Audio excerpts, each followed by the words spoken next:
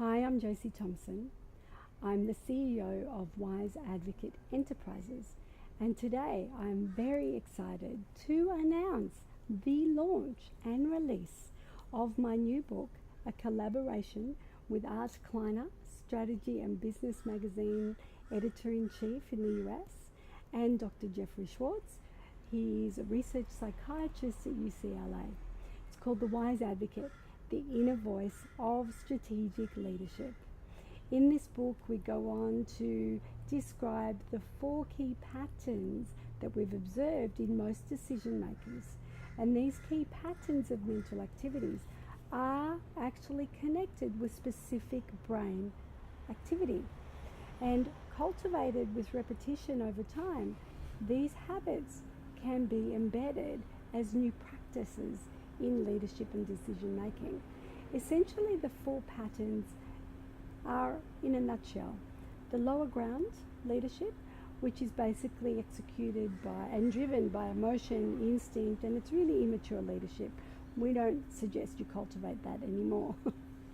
Then we have low ground leadership. Now, leadership here is executed by expedience and problem solving.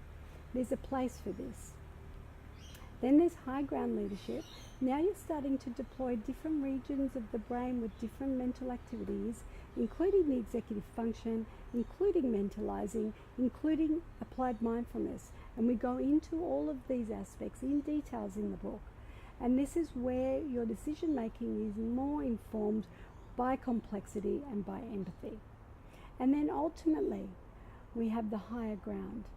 And the higher ground is where you now start to operate at the level with the voice of the wise advocate, this inner voice, this inner guide that informs your decision making at a level that transcends deceptive messages, that transcends habits within culture, that transcends the influence of others to ultimately make the wisest, best long-term decision.